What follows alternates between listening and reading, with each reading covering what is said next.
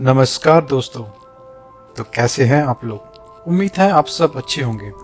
मैं कौशिक एक बार फिर से आप सभी का स्वागत करना चाहूँगा मेरे चैनल केसी भाई के किस्से में।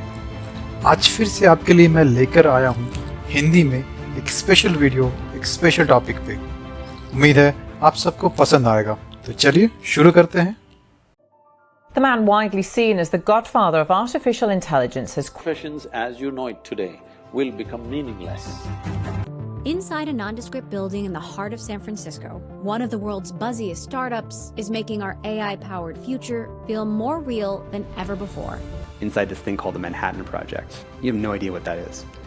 And he says the world is about to change in a fundamental way. Except the way it's about to change, it's not being deployed in a safe and responsible way. It's being deployed in a very dangerous way.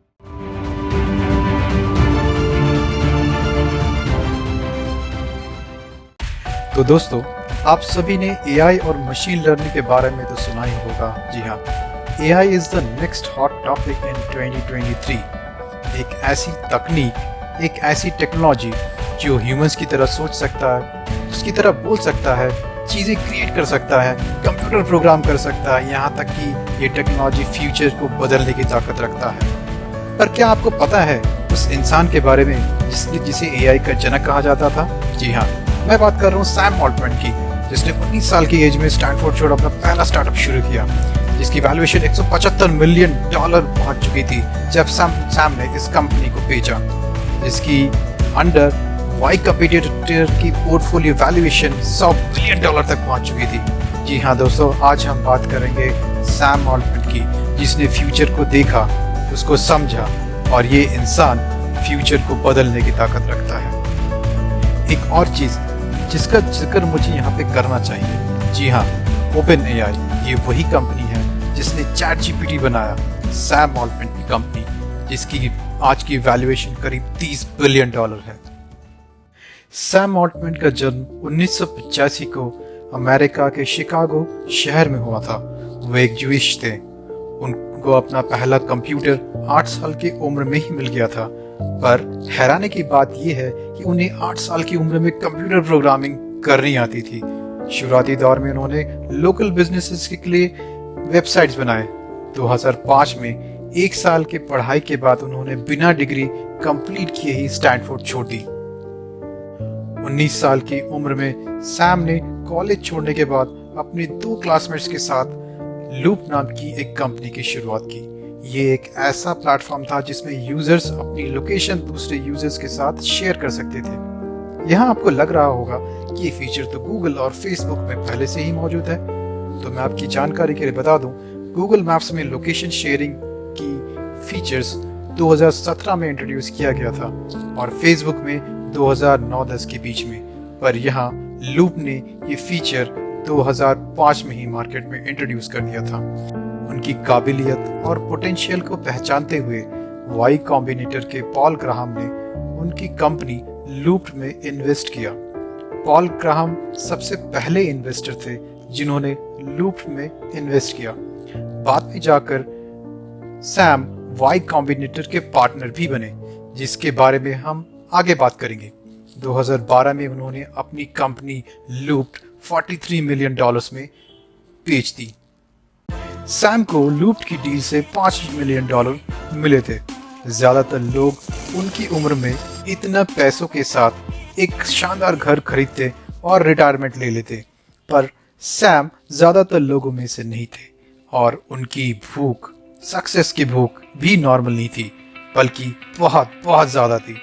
Loop के बाद कुछ समय तक Sam ने as a venture capitalist की तरह काम किया, पर यह काम उनको ज्यादा समय तक रास नहीं आया। उस दौरान उनको पॉल ग्राहम, जो कि वाई कॉम्बिनेटर के ओनर थे, सैम को पार्टनर ऑफ वाई कॉम्बिनेटर की पोजीशन ऑफर की, जिसको सैम मना नहीं कर पाए। उनकी काबिलियत और प्रॉमिसिंग स्टार्टअप्स को फंड करने की उनकी स्ट्रेटजी वाई कॉम्बिनेटर को ऊंचाइयों की शिखर पर ले गई। वो अपने काम में इतने दक्ष थे कि पॉल ने उन्हें 3 साल में ही कंपनी का प्रेसिडेंट बना दिया। Under Altman's leadership Y Combinator की कंबाइंड पोर्टफोलियो वैल्यूएशन $100 बिलियन तक पहुंच चुकी थी। As an investor, to fund the startups वो काफ़ी सक्सेसफुल थे, पर उनकी हंगर यहाँ पे खत्म नहीं होती। फरवरी 2014 में सैम ने ओपन एआई की नींव रखी। Turn now to the ABC News exclusive tonight. We take you inside the company called OpenAI, artificial intelligence, their new technology, GPT-4. And even if you haven't heard of it, how it could soon affect your life. Tonight, what that technology can now do, from passing the bar exam to answering SAT questions, even suggesting recipes by simply looking at a photo of what you have in your refrigerator. And tonight, hear the very serious questions as well about the risk this technology could also pose, and could jobs be at risk as well. उस दौर में AI एक नई चीज हुआ करती थी जो कि सैम को काफी अट्रैक्ट और प्रॉमिसिंग लगती थी, पर ये आसान बिल्कुल नहीं था, क्योंकि उस दौर में एआई को एक मिथ और फेल्ड साइंस की तरह देखा जाता था। पर सैम को खुद पर पूरा विश्वास था और उसी के लिए ही teamed up with Elon Musk, क्योंकि ये एक निश स्पेस था और इंडस्ट्री के 75% एआई इंजीनियर्स गूगल के पास थे। शुरुआती दौर सैम के लिए बिल्कुल आसान नहीं था और ये सफर उनके लिए काफी मुश्किल और चैलेंजेस से भरा था, पर सैम यहाँ हार मानने वाले नहीं थे।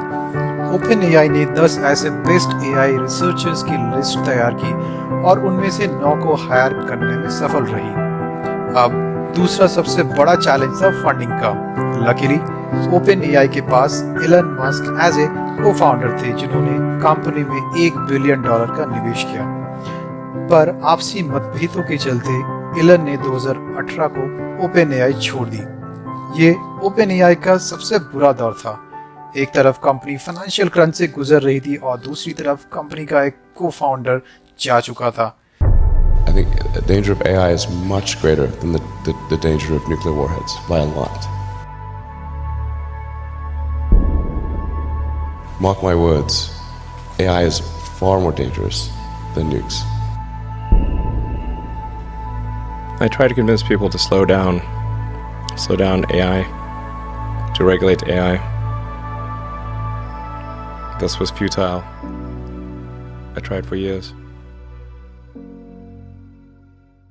सैम ने फंडिंग जुटाने की हर भरसक कोशिश करी, पर उनके हाथ सफलता नहीं लगी। उस दौरान सैम सियाटल में सत्य नरूला से मिलते हैं और नतीजतन माइक्रोसॉफ्ट सैम की कंपनी ओपन एआई में इन्वेस्टमेंट के लिए तैयार हो जाती है। ये ओपन एआई के लिए एक जीवन दान था। ये उनकी ग्रेट एंटरप्रेन्योरशिप और लीडरशिप स्किल्स को दर्शाता है। It was very important for Sam and his team that they found a partner who understood that, right? And so that's why we were comfortable with it. In fact, to me, one of my dreams is, the only reason why I want to work in information technology, I want to work at Microsoft, is to really be part of that democratizing force this time around, so that the technology goes. पर इस deal से Sam को काफ़ी criticism का भी सामना करना पड़ता है, क्योंकि अब ओपन एआई एक नॉन प्रॉफिट से एक प्रॉफिट जनरेटिंग कंपनी में कन्वर्ट हो चुकी है। AI is a not-for-profit.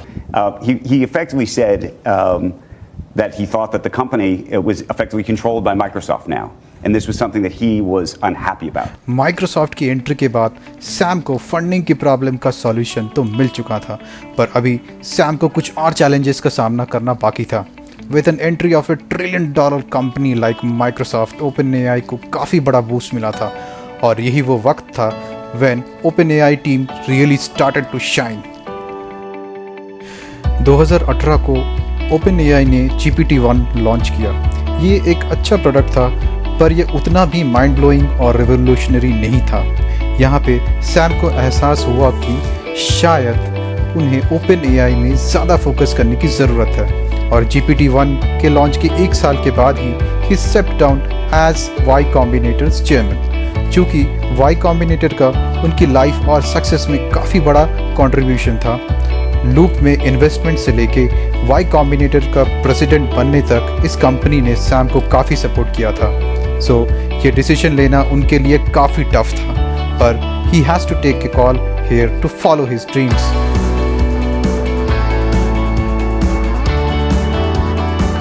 – 2018 को ही OpenAI ने अपना अगला वर्जन GPT-2 लॉन्च किया। ये GPT-1 से काफ़ी बेहतर था। Sam's hard work really started to pay off, and GPT-2 was so good that इसने जेफरी हिंटन, जिन्हें गॉडफादर ऑफ एआई भी कहा जाता है, से काफ़ी इम्प्रेस थे। पर सबसे बड़ा ब्रेक थ्रू आया with the release of GPT-3 इन 2020। ये एक रेवोल्यूशनरी प्रोडक्ट था जो कि चीज़ें खुद की सोच से क्रिएट करने में सक्षम था। ये नई चीज़ें लिख सकता था, चीज़ों को समराइज भी कर सकता था, लैंग्वेज को ट्रांसलेट भी कर सकता था। इसके साथ ही नेक्स्ट ब्रेक थ्रू था 2021 में विद द लॉन्च ऑफ डाले। ये टेक्स्ट टू पिक्चर क्रिएट करने में सक्षम था। ये वो चीज़ें थी जिन्होंने 20वीं सदी में सबको एआई की एक नई दुनिया से परिचित करवाया, जो कि काफ़ी रेवोल्यूशनरी था। सैम का नेक्स्ट आइडिया था GPT-3 को एक चैटबॉट में इंटीग्रेट करके उसको यूजर्स के लिए ईजी टू ऑपरेट और workable banana. It was a very challenging idea, but Sam did this and ChatGPT created history with over 1 million users in less than 3 months time.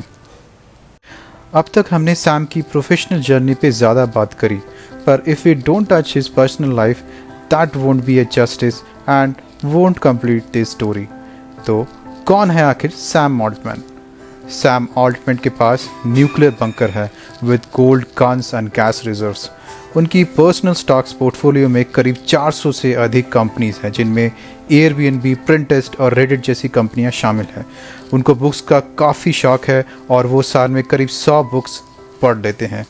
He is so good as an entrepreneur that in 2023 he convinced Microsoft to invest another $10 billion in OpenAI। Artificial intelligence एक ground breaking technology है जो कि human intelligence और automation की मदद से मुश्किल task को आसानी से और जल्दी करने में सक्षम है। ये हमारी इफ़िशियंसी और प्रोडक्टिविटी को बढ़ा देता है। इसका सही इस्तेमाल हेल्थ केयर सेक्टर में रिवोल्यूशन ला सकता है और कैंसर जैसी गंभीर से गंभीर लाइलाज बीमारी का इलाज भी ढूंढ सकता है। इसके विपरीत एआई के अपने नेगेटिव साइड्स भी हैं और उनमें सबसे बड़ी समस्या अनएम्प्लॉयमेंट की हो सकती है। With automation in place, there is also a risk of millions of people losing their jobs or need to upskill. Now, how to balance it? जैसा कि हमने देखा, एआई के अपने एडवांटेजेस और डिसएडवांटेजेस भी हैं। जहां ये असीमित संभावनाओं के द्वार खोलता है, वहीं इसका गलत इस्तेमाल दुनिया में तबाही भी ला सकता है।